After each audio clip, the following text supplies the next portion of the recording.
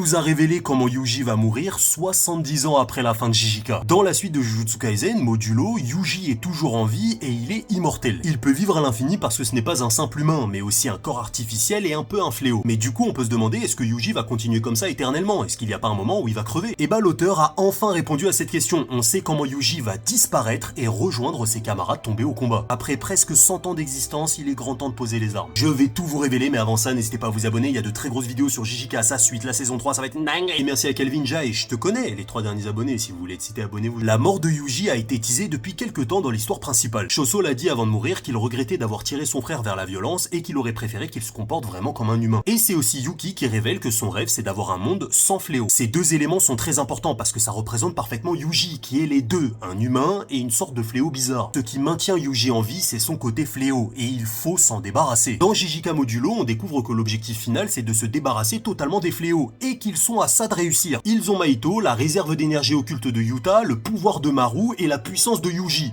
C'est bon, on peut détruire les fléaux. Mais lorsque ce sera fait, Yuji perdra son immortalité et mourra. Il sera enfin débarrassé de cette malédiction de voir tous ses proches mourir. Ça y est mon ref, tu peux dormir.